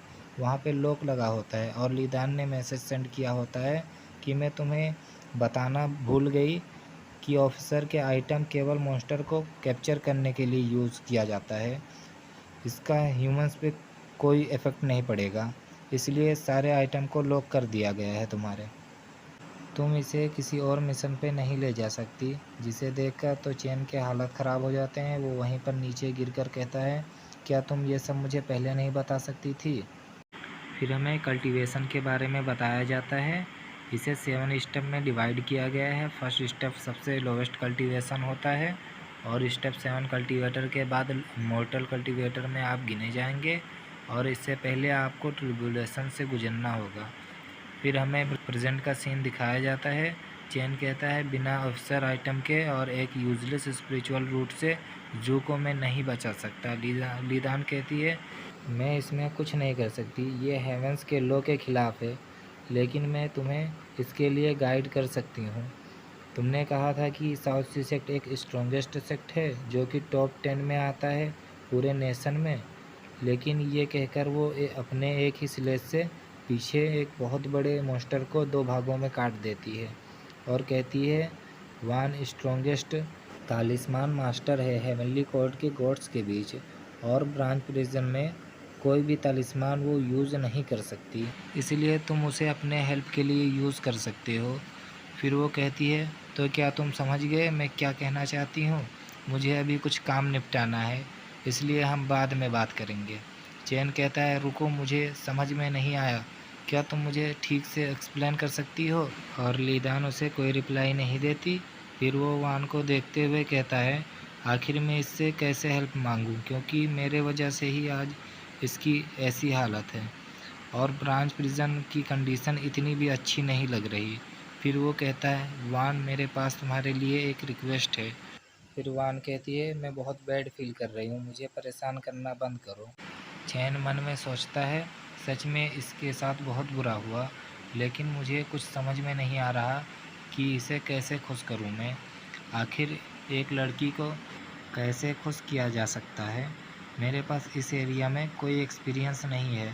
फिर वो एक डिस्प्ले देखता है जहाँ पे कुछ कपड़ों का एडवर्टाइज हो रहा होता है। तो गाइस, हमें नेक्स्ट चैप्टर में दिखाया जाएगा क्या चैन वान को खुश कर पाएगा और क्या जू को बचा पाएगा। तो गाइस, स्वागत है आपका के एक्सप्लेन मांगा पे। तो पिछले चैप्टर में हमने देखा था कि चैन एक तस्वीर को देखते हुए कहता है, मुझे समझ में आ गया कि आखिर एक लड़की को कैसे खुश कर सकते हैं। सीन शिफ्ट होता है, हमें जू फैमिली के मेंशन को दिखाया जाता है जहाँ पे कोई अनजान आदमी मेंशन के अंदर सभी से छिपते हुए घुस रहा होता है। वो आदमी कहता है, मैंने फाइनली उसके मेंशन को ढूंढ लिया, मैं आज चाहे जैसे भी इस लव लेटर को उसे देकर अपने फीलिंग को बता दूंगा। वहीं चैन को हमें दिखाया जाता है। चैन अपने मन में सोचता है, अगर मैं उसे नए कपड़े दिलाऊंगा तो वो बहुत खुश हो जाएगी और ये बहुत अच्छा रहेगा, लेकिन मेरे पास अभी थोड़े भी पैसे नहीं हैं। फिर हमें उसका पूरा लुक दिखाया जाता है जो अंडरवियर में एक बेवकूफ़ों की तरह दौड़ रहा होता है रोड पे। फिर वो भी जू फैमिली के मेंशन पे पहुंचते हुए कहता है, मैं केवल हाई क्लास के कपड़ों को यहाँ से उधार लूँगा जिससे कि मैं जू को वान के हेल्प से बचा पाऊँ और मैं जू के पेरेंट्स को इस सिचुएशन के बारे में बता दूँगा। लेकिन तभी चैन उसी आदमी को देखता है जो चोरों की तरह कूदते हुए मेंशन के अंदर घुस रहा होता है। चैन उसे देख के वहीं पे छिपते हुए अपने मन में सोचता है, ये कौन हो सकता है? क्या ये एक चोर है? नहीं, मेरे पास इसके लिए टाइम नहीं है। ये ज़रूर साउथ सी सेक्ट का ही कोई आदमी होगा जो जू फैमिली के ऊपर अटैक करने आया होगा। नहीं, ये सब क्या हो रहा है? अब मुझे क्या करना चाहिए? फिर हमें उस आदमी को दिखाया जाता है जो विंडो से अंदर आते हुए कहता है, फाइनली मैं तुम्हारे रूम में आ गया हूँ, बस मुझे इस लेटर को किसी तरह तुम्हें देना है। तभी पीछे से चैन उसके ऊपर फ़ोन से अटैक करता है। उसके एक ही अटैक में उस आदमी के मुंह से खून निकलने लगता है और वहीं गिर के बेहोश हो जाता है। फिर चैन उसके कपड़े पे किंग लिखा हुआ देखता है, जिसे देखते हुए चैन अपने मन में कहता है, क्या इस तरह कपड़े साउथ सी सेक्ट वालों को दिया जाता है? अगर ये सच है तब तो ये बहुत हाई रैंक का कल्टीवेटर होगा। फिर नेक्स्ट सीन में चेन ने उसे नंगा करके उसके सारे कपड़े खुद पहन लिए होते हैं। चेन कहता है ये तो सच में मुझ पे बहुत अच्छे लग रहे हैं। फिर चेन अपने आसपास देखते हुए कहता है इतनी सफाई और पिंक डेकोरेशन है यहाँ पर, ये ज़रूर जू का रूम होगा। मेरे पास टाइम नहीं है उसके पेरेंट्स से परमिशन लेने का। पहले तो मुझे यहाँ से कपड़े लेने होंगे, फिर मैं वान को कपड़े देने के बाद उनको सब एक्सप्लेन कर दूँगा। तभी पीछे से कोई लड़की चेन को देखकर कहती है कौन है वहाँ पर, जिसे सुनकर चेन बहुत घबरा जाता है। वो कहता है ये आवाज़ जू की मोम की है। फिर हमें जू की मोम को दिखाया जाता है, जिसे देखकर चेन के पसीने आने लगते हैं। वो अपने मन में सोचता है नहीं अब क्या होगा, मैं तो उसके बेटी के रूम में आधी रात को आया हूँ और यहाँ तक कि उसके कपड़ों को भी अपने हाथों में लिए हुए पकड़ा गया हूँ। वो तो मुझे परवर्ड समझ रही होगी। फिर चेन अपने ख्यालों में ही खो जाता है, जहाँ पे जू की मोम कहती है चेन परवर्ड है, उसके साथ तुम डेट नहीं कर सकती। फिर सीन प्रेजेंट में आता है। जू की मोम चेन को देखते हुए कहती है लाल बाल और ये कपड़े। फिर वो ब्लश करते हुए कहती है वांग तुम यहाँ क्या कर रहे हो, जिसे सुनकर चेन को कुछ समझ में नहीं आता। फिर जू की मोम डोर लॉक करते हुए कहती है तुम मेरे रूम में क्या कर रहे हो, और वो बहुत ब्लश कर रही होती है। जू की मोम कहती है मैंने तुम्हें काफ़ी समय से कॉल्स और मैसेज का रिप्लाई नहीं दिया, क्या तुम्हें समझ में आ रहा है मैं तुम्हें क्या कहना चाहती हूँ। अब इसके बारे में हम कुछ नहीं कर सकते, मेरे पास फैमिली है अपनी। जिसे सुनकर चेन हैरानी से कहता है इसके साथ क्या हुआ। फिर जू की मोम की नज़र उसी लेटर पर जाती है जिस लेटर को वो आदमी अपने साथ लाया होता है। लेटर के ऊपर एक दिल को देखकर जू की मोम का पूरा मूड बन जाता है। चेन को पीछे से पकड़ते हुए कहती है मैं तुमसे पहले बहुत प्यार करती थी, अगर ये कपड़े मैंने तुम्हें दे दिया तो बदले में मुझे भी कुछ चाहिए तुमसे। फिर जू की मोम उसे किंग कहकर बुलाती है, जिसे सुनकर चेन बहुत हैरान हो जाता है। वो कहता है किंग मुझे याद आया, ये तो साउथ सी सेक्ट का नहीं है, लगता है मैंने एक बहुत बड़े सीक्रेट को गलती से पता लगा लिया है। तो गाइज़ ये चैप्टर यहीं पे समाप्त होता है। इसके आगे के चैप्टर और भी मज़ेदार हैं, अगर आपको चाहिए तो प्लीज़ कमेंट करें। कमेंट करने के बाद मैं अगले दिन ही इसके एक नए वीडियो को अपलोड कर दूँगा। तो गाइस स्वागत है आपका के एक्सप्लेन मांगा पे। तो पिछले चैप्टर में हमने देखा था कि चेन एक तस्वीर को देखते हुए कहता है मुझे समझ में आ गया कि आखिर एक लड़की को कैसे खुश कर सकते हैं। सीन शिफ्ट होता है, हमें जू फैमिली के मेंशन को दिखाया जाता है, जहाँ पे कोई अनजान आदमी मेंशन के अंदर सभी से छिपते हुए घुस रहा होता है। वो आदमी कहता है मैंने फाइनली उसके मेंशन को ढूंढ लिया, मैं आज चाहे जैसे भी इस लव लेटर को उसे देकर अपने फीलिंग को बता दूंगा। वहीं चेन को हमें दिखाया जाता है, चेन अपने मन में सोचता है अगर मैं उसे नए कपड़े दिलाऊंगा तो वो बहुत खुश हो जाएगी और ये बहुत अच्छा रहेगा, लेकिन मेरे पास अभी थोड़े भी पैसे नहीं हैं। फिर हमें उसका पूरा लुक दिखाया जाता है जो अंडरवियर में एक बेवकूफ़ों की तरह दौड़ रहा होता है रोड पे। फिर वो भी जू फैमिली के मेंशन पे पहुंचते हुए कहता है मैं केवल हाई क्लास के कपड़ों को यहाँ से उधार लूँगा, जिससे कि मैं जू को वान के हेल्प से बचा पाऊँ और मैं जू के पेरेंट्स को इस सिचुएशन के बारे में बता दूँगा। लेकिन तभी चेन उसी आदमी को देखता है जो चोरों की तरह कूदते हुए मेंशन के अंदर घुस रहा होता है। चेन उसे देख के वहीं पे छिपते हुए अपने मन में सोचता है ये कौन हो सकता है, क्या ये एक चोर है, नहीं मेरे पास इसके लिए टाइम नहीं है, ये ज़रूर साउथ सी सेक्ट का ही कोई आदमी होगा जो जू फैमिली के ऊपर अटैक करने आया होगा। नहीं ये सब क्या हो रहा है, अब मुझे क्या करना चाहिए।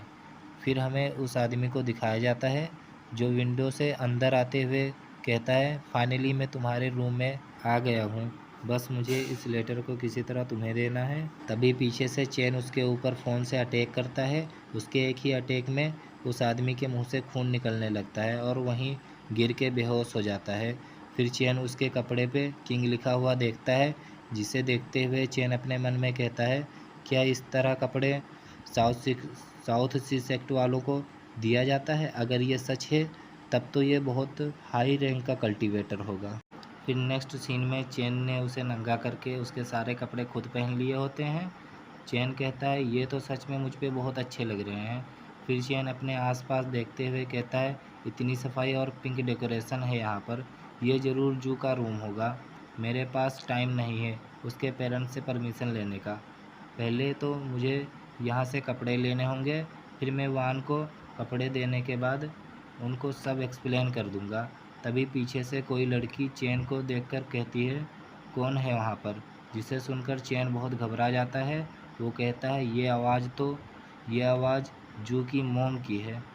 फिर हमें जू की मोम को दिखाया जाता है, जिसे देखकर चेन के पसीने आने लगते हैं। वो अपने मन में सोचता है नहीं अब क्या होगा, मैं तो उसके बेटी के रूम में आधी रात को आया हूँ और यहाँ तक कि उसके कपड़ों को भी अपने हाथों में लिए हुए पकड़ा गया हूँ। वो तो मुझे परवर्ड समझ रही होगी। फिर चेन अपने ख्यालों में ही खो जाता है, जहाँ पे जू की मोम कहती है चेन परवर्ड है, उसके साथ तुम डेट नहीं कर सकती। फिर सीन प्रेजेंट में आता है। जू की मोम चेन को देखते हुए कहती है लाल बाल और ये कपड़े। फिर वो ब्लश करते हुए कहती है वांग तुम यहाँ क्या कर रहे हो, जिसे सुनकर चेन को कुछ समझ में नहीं आता। फिर जू की मोम डोर लॉक करते हुए कहती है तुम मेरे रूम में क्या कर रहे हो, और वो बहुत ब्लश कर रही होती है। जू की मोम कहती है मैंने तुम्हें काफ़ी समय से कॉल्स और मैसेज का रिप्लाई नहीं दिया, क्या तुम्हें समझ में आ रहा है मैं तुम्हें क्या कहना चाहती हूँ। अब इसके बारे में हम कुछ नहीं कर सकते, मेरे पास फैमिली है अपनी। जिसे सुनकर चेन हैरानी से कहता है इसके साथ क्या हुआ। फिर जू की मोम की नज़र उसी लेटर पर जाती है जिस लेटर को वो आदमी अपने साथ लाया होता है। लेटर के ऊपर एक दिल को देखकर जू की मोम का पूरा मूड बन जाता है। चेन को पीछे से पकड़ते हुए कहती है मैं तुमसे पहले बहुत प्यार करती थी, अगर ये कपड़े मैंने तुम्हें दे दिया तो बदले में मुझे भी कुछ चाहिए तुमसे। फिर जू की मोम उसे किंग कहकर बुलाती है, जिसे सुनकर चेन बहुत हैरान हो जाता है। वो कहता है किंग मुझे याद आया, ये तो साउथ सी सेक्ट का नहीं है, लगता है मैंने एक बहुत बड़े सीक्रेट को गलती से पता लगा लिया है। तो गाइज़ ये चैप्टर यहीं पे समाप्त होता है। इसके आगे के चैप्टर और भी मज़ेदार हैं, अगर आपको चाहिए तो प्लीज़ कमेंट करें। कमेंट करने के बाद मैं अगले दिन ही इसके एक नए वीडियो को अपलोड कर दूंगा। तो गाइस स्वागत है आपका के एक्सप्लेन मांगा पे। तो गाइस पिछले चैप्टर में सागर वाइटी ने कमेंट किया था इसके नेक्स्ट चैप्टर के लिए, तो चलिए शुरू करते हैं। चेन हैरानी से कहता है लगता है मैंने गलती से बहुत बड़े सीक्रेट को पता लगा लिया, और मन में सोचता है अगर जू की मोम ने ये पता लगा लिया कि मैं कोई और हूँ तो मुझे जू के आसपास भी आने नहीं देगी, यहाँ तक कि मुझे अपने नौकरी को भी छोड़ना पड़ सकता है। मेरे पास ज़्यादा टाइम नहीं है, मुझे कपड़ों को यहाँ से लेकर भागना होगा। तभी जू की मोम चेन को कस के पकड़ते हुए कहती है हमें एक आखिरी बार मज़े कर लेना चाहिए, जब तुम यहाँ पे आ ही गए हो तो चलो शुरू करते हैं। जिससे चेन भी ब्लश करने लगता है। वो अपने मन में सोचता है आखिर ये करना क्या चाहती है। जैसे ही जू की मोम चेन के हाथ को ऊपर करती है, हेवनली कोड का निशान देखकर वो चौंक जाती है। कहती है ये कैसा निशान है, और इसका हाथ भी बहुत जेंटल है, नहीं ये तो कोई और है। फिर हमें आधे घंटे के बाद का सीन दिखाया जाता है। हमें एक बहुत बड़ी बिल्डिंग दिखाई जाती है, जहाँ पर एक काले कपड़ों वाला आदमी होंग को कहता है मिस्टर होंग, होटल के बाहर और अंदर हाई डिफेंस को सेट कर दिया गया है। होंग कहता है ये ठीक है, जबकि इसे एक पावरफुल डिफेंसिव बैरियर की ज़रूरत होगी इसके रूट के आसपास, क्योंकि मुझे 15 मिनट तक फोकस करना होगा मेरी एनर्जी पर, जिससे कि मैं इसकी स्पिरिचुअल रूट को अपना बना पाऊँ। अगर मुझे कोई इंटरप्ट करेगा इस बीच तो बहुत ख़तरनाक भी हो सकता है। काले कपड़ों वाला आदमी कहता है चिंता मत करो, मैं अकेला नहीं हूँ यहाँ पर, हमने ब्लैक ईगल सेक्ट को भी हायर किया हुआ है, हमारे डिफेंस को कोई तोड़ नहीं सकता, चाहे जू फैमिली को इस सब के बारे में पता ही क्यों ना चल जाए। होंग कहता है ठीक है तुम यहाँ से जा सकते हो। जिसे सुनकर वो आदमी बाहर निकलते हुए कहता है मिस्टर होंग सब ठीक रहेगा यहाँ पर, बस आप मज़े करो। उसके बाहर निकलते ही एक आदमी दौड़ते हुए उसके पास आता है और कहता है कोई आया है जू को यहाँ से बचाने के लिए, जिसे सुनकर वो आदमी हैरानी से कहता है क्या बकवास कर रहे हो तुम। फिर वो आदमी कहता है वो कोई ऐसा है जिसके शर्ट के पीछे किंग लिखा हुआ है और उसके बाल लाल कलर के हैं और उसे देखकर ऐसा लगता है कि वो हम सबको चैलेंज करने आया है। फिर हमें होटल के एंट्रेंस का सीन दिखाया जाता है जहाँ पे एक आदमी दूसरे आदमी से कहता है ये तो एक लाल बालों वाला लड़का है। फिर हमें चैन को दिखाया जाता है। चैन कहता है जू मैं तुम्हें बचाने आ गया हूँ, बस कुछ देर और इंतज़ार करो मेरा। फिर सीन शिफ्ट होता है एक रूम की ओर जहाँ पे कई सारे हाई लेवल के कल्टीवेटर बैठे होते हैं, जिसमें से आर्मर वाला आदमी कहता है क्या मजाक चल रहा है यहाँ पर, आखिर ऐसा कौन सा मैटर हो गया जिसे कि तुम लोगों ने 5 तालिस्मान जनरल्स को यहाँ पर बुलाया है। फिर वही काले कपड़ों वाला आदमी कहता है सेक्ट मास्टर अपने आइसोलेटेड ट्रेनिंग कर रहे हैं, इसलिए हम लोगों को उन्हें प्रोटेक्ट करना होगा जिससे कि उनके ट्रेनिंग में कोई एरर ना आए। फिर चश्मे वाला आदमी कहता है तालिस्मान जनरल सही कह रहे हैं और इसके बारे में हमें बताया जाता है ये 5 तालिस्मान जनरल में से एक होता है जिसका नाम ब्लू फैन है और टोपी वाले का नाम लॉर्ड जियांग है, ये भी 5 तालिस्मान जनरल में से एक होता है। घोस्ट जनरल कहता है ब्लू फैन तुम्हारे टैलेंट के साथ अगर पुलिस ने हमें डिस्कवर भी कर लिया तो हम सब फिर भी इतना समय तो निकाल ही लेंगे मिस्टर होंग के लिए जितने टाइम उन्हें डुअल कल्टीवेशन में लगने वाले हैं। फिर हमें अम्ब्रेला गर्ल को दिखाया जाता है जो कहती है मैंने कल ही रोमांस मूवी को डाउनलोड किया है, ये बहुत अच्छा होता अगर मेरे पास एक बॉयफ्रेंड होता, और गाइस इसके शक्ल पे मत जाओ ये बहुत बूढ़ी है। हमें आर्पर मैन को दिखाया जाता है जो गुस्से में कहता है ये सब तो ठीक है लेकिन जब यहाँ इतनी ही सिक्योरिटी है तो फिर तुम लोगों ने मुझे क्यों बुलाया और मुझे आर्मर पहनने की कोई ज़रूरत नहीं थी, ये बहुत अजीब लग रहा है। काले कपड़े वाले आदमी का नाम बताया जाता है, इसका नाम मास्क मैन रहता है। मास्क मैन कहता है सभी शांत हो जाओ, कुछ गलत है यहाँ पर, मुझे नोटिस मिली है एक लाल बालों वाला लड़का अपीयर हुआ है, मैं कांटेक्ट नहीं कर पा रहा हूँ, वॉकी टॉकी पे कोई सिग्नल नहीं आ रहा है और सारे कैमरे टूट चुके हैं। तभी आर्मर वाला आदमी कहता है मेरी टीम ने इसे रिकॉग्नाइज़ कर लिया है, लाल बालों वाले लड़के का नाम चैन है, वो सेल्फ कॉर्प में रिसेप्शनिस्ट का काम करता है, उसके पास केवल एक यूजलेस स्पिरिचुअल रूट है, वो ज़्यादा देर तक यहाँ ट्रबल नहीं मचा पाएगा। चश्मे वाला जनरल कहता है तो फिर मेरे पास करने को कुछ नहीं है, इसलिए मुझे एंट्रेंस पे एक बार घूम आना चाहिए। मास्क मैन बोलता है तुम उसके ऊपर इजी जाना और उसके पीछे कौन है ये पता लगाओ, वो तो बहुत वीक है, तुम्हारे अटैक के आगे खड़े होने के भी लायक नहीं है। सीन शिफ्ट होता है, हमें चैन को दिखाया जाता है, उसने सभी आदमियों को हरा दिया होता है। फिर वो फ़ोन को देखते हुए कहता है अमेजिंग, ये तो केवल ब्लू रैंक तालिस्मान है और इसने तो मैनेज कर लिया साउथ सी सेक्ट के डिस्पल के पूरे ग्रुप को हराने में, ये तो बहुत स्ट्रॉन्ग है उस गोल्डन तालिस्मान से जिससे मैं हिट हुआ था। फिर हमें फाइनली वान को दिखाया जाता है और वान ही चैन को तालिस्मान प्रोवाइड कर रही होती है। वान कहती है बिल्कुल स्ट्रॉन्ग होगा क्योंकि हर एक तालिस्मान के रैंक के हिसाब से पावरफुल होते हैं। फिर हमें बताया जाता है तालिस्मान को 6 रैंक में डिवाइड किया गया है, yellow, blue, purple, silver, gold और गोल्ड रैंक तक, और हमें बताया जाता है कि इनके रैंक के हिसाब से देखा जाए तो ये एक दूसरे से बहुत ज़्यादा पावरफुल होते हैं। सीन प्रेजेंट में आता है, वान कहती है अगर तुम मुझे सारे कपड़े दे दोगे तो मैं तुम्हें यहाँ तक कि गोल्ड रैंक के तालिस्मान को भी प्रोवाइड कर सकती हूँ। चैन अपने मन में सोचता है मुझे पता है जितने भी मोर्टल्स हों या गॉड हों सबको सुंदर कपड़े तो पसंद ही होते हैं। फिर वो बैग को दिखाते हुए कहता है मेरे पास और भी कपड़े हैं, तो ठीक है कितने तालिस्मान तुम मुझे दे सकती हो इस बैग के लिए, इसमें सारे कपड़े ब्रांडेड हैं। वान कहती है मुझे पहले कपड़े देखने हैं। फिर चैन उसको बैग दे देता है। वान कपड़ों को देखते हुए कहती है ये तो बहुत प्रेटी है। फिर वो चैन से कहती है मैं कपड़े चेंज करने जा रही हूँ, क्या तुम मुझे देखना चाहोगे। चैन दूसरी तरफ मुँह करते हुए कहता है क्या गोड्स के अंदर थोड़ा भी शर्म नहीं होता। फिर फ़ोन से वान बोलती है नहीं। फिर चैन उसे देखते हुए कहता है क्या हुआ, उसका चेहरा टमाटर जैसे लाल हो जाता है। फिर हमें वान को दिखाया जाता है जिसे कपड़े फिट नहीं हो रहे होते हैं। तो गाइस ये चैप्टर यहीं पे समाप्त होता है, इसके आगे के चैप्टर और भी इंटरेस्टिंग है और आपको मज़ा आने वाला है उसमें भी, तो आप सब्सक्राइब करें और कमेंट कर सकते हैं नेक्स्ट चैप्टर के लिए। तो गाइस स्वागत है आपका के एक्सप्लेन मांगा पे। तो सबसे पहले आप लोगों का बहुत बहुत शुक्रिया पिछले चैप्टर में सपोर्ट दिखाने के लिए, तो चलिए शुरू करते हैं। इस चैप्टर की शुरुआत वहीं से होती है जहाँ से पिछला चैप्टर ख़त्म हुआ था। वान को कपड़े बहुत टाइट आ रहे होते हैं, जिसे देखकर चेन का चेहरा लाल हो जाता है। वान कहती है ये मुझे नहीं आएंगे, इसका साइज बहुत छोटा है।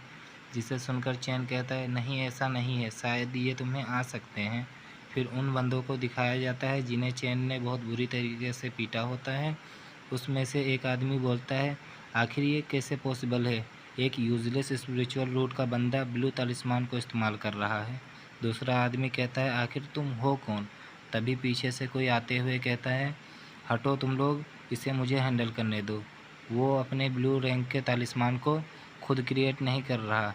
फिर उन्हीं दोनों में से एक आदमी बोलता है ये तो साउथ सी सेक्ट का सबसे यंगेस्ट स्टेप 4 का कल्टीवेटर है। फिर उनमें से दूसरा आदमी बोलता है क्या ये ब्लू फैन है, ये तो तालिस्मान जनरल में से एक है, अब तो ये लड़का मारा जाएगा। चेन उसे देखते हुए कहता है कौन हो तुम। ब्लू फैन बोलता है मुझे फ़र्क नहीं पड़ता कि तुम्हें ये गिफ्ट कैसे मिला कि तुम ब्लू तालिस्मान को एक यूजलेस स्पिरिचुअल रूट के साथ इस्तेमाल कर पा रहे हो। एक यही वजह है जिसके वजह से तुम अभी तक यहाँ पर टिके हुए हो, लेकिन तुम्हारी ये हरकत अब और देर तक नहीं चलने वाली। फिर वो अपने पंखे को ओपन करता है और कहता है इसे 17 ब्लू तालिस्मान को जोड़कर बनाया गया है, ये मेरा यूनिक वेपन है और इसी की वजह से मुझे जीनियस भी बोला जाता है। और उसके पंखे से इलेक्ट्रिसिटी बाहर की तरफ निकल रही होती है। चेन उसकी बातें सुनकर हैरान होते हुए कहता है क्या 17 ब्लू रैंक के तालिस्मान।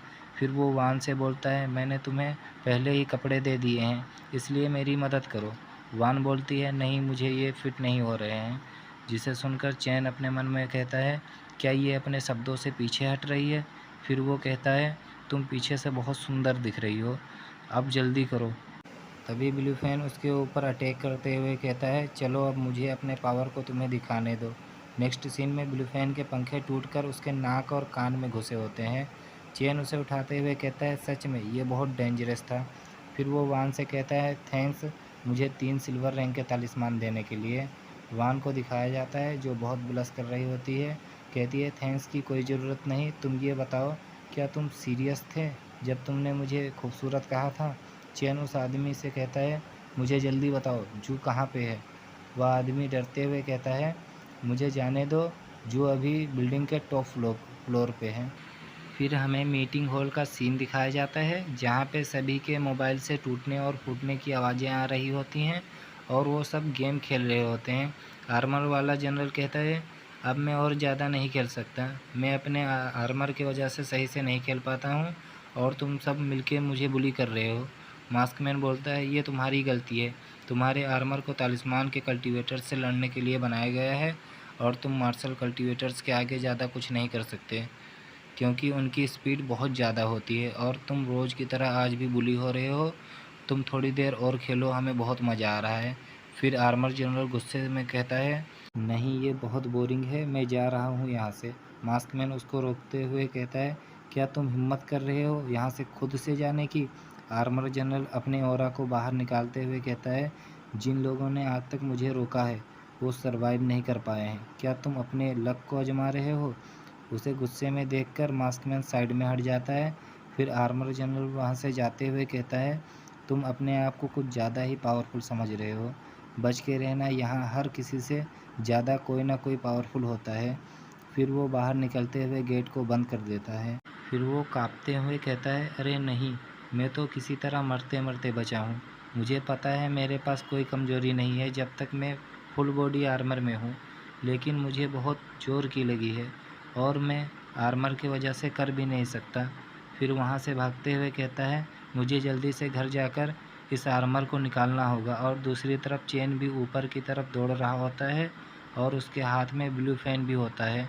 वान कहती है मैं केवल तुम्हें 3 सिल्वर रंग के तालिस्मान को दे सकती हूँ और उन 3 तालिस्मान को चेन अपने ऊपर यूज़ कर लेता है। वान बोलती है इसका इफ़ेक्ट केवल 15 मिनट तक रहेगा, जिससे कि तुम्हारी स्पीड, अटैक और डिफेंस की पावर बढ़ जाएगी। चेन कहता है मुझे पता है। पीछे से ब्लू फैन रोते हुए कहता है प्लीज़ मुझे घसीटना बंद करो, मेरा सर दर्द हो रहा है। चेन उसे ऊपर उठाते हुए कहता है मैं तुम्हें छोड़ नहीं सकता, तुम मेरे होस्टेज हो, मैं तुम्हें जू को बचाने के लिए ट्रेड करूँगा। फिर उसका पैर सीढ़ी में ठोकर लगने की वजह से ब्लू फैन नीचे की तरफ गिर जाता है, जिसे देखकर चेन परेशान होते हुए कहता है मेरा हॉस्टेज तो गया। तो गाइस ये चैप्टर यहीं पे समाप्त होता है। और पिछले चैप्टर में NK जलनासी ने सब्सक्राइब किया था और कई लोगों ने किया था जिनका नाम मुझे नहीं पता, उनका भी बहुत बहुत शुक्रिया। तो गाइस स्वागत है आपका KK एक्सप्लेन मांगा पे। तो इस चैप्टर की शुरुआत वहीं से होती है जहाँ से पिछला चैप्टर ख़त्म हुआ था। चेन को सीढ़ी पे चढ़ते हुए ठोकर लग जाती है और ब्लू फैन नीचे गिर जाता है, जिसे देखकर चेन कहता है मेरा हॉस्टेज तो गया। वहीं दूसरी तरफ हमें आर्मर जनरल को दिखाया जाता है जो बहुत तेज़ी से नीचे की तरफ ही दौड़ रहा होता है और वो कहता है अब मैं इसे और ज़्यादा देर तक नहीं होल्ड कर सकता, मुझे और तेज़ से दौड़ना होगा। तभी उसके सामने चेन आ जाता है। आर्मर जनरल किसी तरह अपने आप को संभालते हुए कहता है कौन है इतना बड़ा बेवकूफ़, और वह बहुत गुस्से में आ जाता है, जल्दी हट मेरे सामने से, ऐसा वो बोलता है चेन को। उसे देखते हुए चेन भी हैरान होता है, कहता है इतना बड़ा आखिर ये है कौन। आर्मर जनरल अपने ऑरा को निकालते हुए कहता है जिस किसी ने भी मुझे रोका है आज तक इस दुनिया में वो जिंदा नहीं बचे। उसकी बात पूरी होने से पहले ही चेन उसे एक ही पंच मार के उसके आर्मर को कई सारे टुकड़ों में तोड़ देता है और हमें दिखाया जाता है आर्मर जनरल एक लड़का होता है और उसकी हालत बहुत ख़राब हो जाती है। वो कहता है अभी यहाँ पे हुआ क्या, अब मैं इसे और देर तक नहीं रोक सकता। पीछे हमें फुव्वारे दिखाए जाते हैं जिसे देखकर आप समझ सकते हैं सीन पुलिस स्टेशन के फॉरेंसिक डिपार्टमेंट की तरफ शिफ्ट होता है, जहाँ पे वही दोनों डॉक्टर घोस्ट घोस्ट चिल्ला रहे होते हैं और दोनों को कुछ लोग एम्बुलेंस में डाल देते हैं। कैप्टन अपने मन में सोचता है चैन की डेड बॉडी यहाँ से गायब हो गई है और दो फॉरेंसिक साइंटिस्ट डरे हुए हैं। आखिर यहाँ पे ऐसा हुआ क्या? क्या ऐसा हो सकता है कि किसी ने इल्यूज़न को यूज़ किया हो, लेकिन कोई ऐसा क्यों करेगा? और ये पेपर, क्या ऐसा पॉसिबल हो सकता है साउथ सीसेक्ट जू फैमिली की अलायंस हो पिछले कई जनरेशन से? क्या यहाँ किसी तरह का प्रैंक चल रहा है? फिर हमें पेपर में दिखाया जाता है जहाँ चेन ने जू की सारी सिचुएशन को बताकर उससे मदद मांगा होता है, लेकिन अफसर को ये सब मजाक लग रहा होता है। कहता है मुझे पहले इसे कंफर्म करना होगा। फिर वो होंग के पास कॉल कर देता है। होंग कॉल को उठाते हुए कहता है हेलो कैप्टन गो, और उसके बगल से जू बोलती है कैप्टन गो क्या आपको कोई इन्फॉर्मेशन मिला उस केस से रिलेटेड? कैप्टन कहता है ऐसी कोई बात नहीं थी, बस मैं आपको देखना चाहता था कि आप सेफ़ हैं या नहीं। जू कहती है थैंक्स कैप्टन मेरी फ़िक्र करने के लिए, मैं बिल्कुल ठीक हूँ। साउथ सी सेक्ट की डिफेंस बहुत टाइट है और मिस्टर होंग ने पहले ही सारे अरेंजमेंट को अच्छी तरह से कर दिए हैं। होंग कहता है चिंता मत करो कैप्टन, मेरे रहते हुए मिस जू को कोई भी मिसट्रीट नहीं कर सकता। जिसे सुनकर कैप्टन हंसते हुए कहता है ठीक है, देख के तो ऐसा लग रहा है कि मुझे और चिंता करने की कोई ज़रूरत नहीं। फिर कैप्टन गुड बाय कहकर कॉल को कट कर देता है। कॉल कट होने के बाद हमें दिखाया जाता है जू और होंग दोनों ही ज़ॉम्बी में चेंज हो जाते हैं।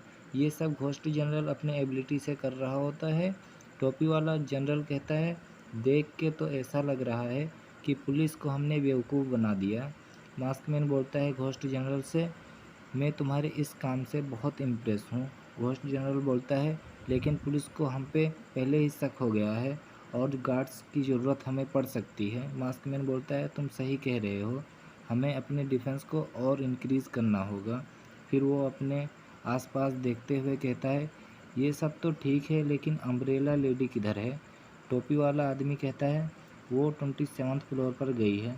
मास्कमैन कहता है ये तो बहुत अच्छा है अगर वो 27th फ्लोर को गार्ड कर रही है। फिर हमारा सीन कैप्टन के उधर शिफ्ट होता है जो उसी पेपर को देखते हुए कहता है तो ये सच में एक प्रैंक है। तभी उसके सामने से कोई बहुत तेज़ी से गुजरता है और हमें एक आदमी को दिखाया जाता है जो कहता है तुम्हें पता है कि जू मेरे लिए कितना महत्व रखती है और कुछ ऐसा है जो तुम मुझसे छिपा रहे हो जू के सेफ्टी से रिलेटेड? और उसके तलवार में वही पेपर लगा होता है। कैप्टन उसे कहता है मैं तुमसे ये सीक्रेट नहीं रख रहा था, ये तो इसलिए क्योंकि तुम अभी इन्वेस्टिगेशन में थे। और वो आदमी वहाँ से जाते हुए कहता है मैं बस इस एड्रेस के बताए गए होटल में रेस्ट करने जा रहा हूँ और ये इन्वेस्टिगेशन के रूल के अगेंस्ट नहीं है। जिसे सुनकर कैप्टन उसे केवल जाते हुए देखता है और कुछ नहीं कर पाता। तो गाइज़ ये चैप्टर यहीं पे समाप्त होता है और इसके नेक्स्ट चैप्टर 2 दिन में अपलोड कर दिए जाएंगे।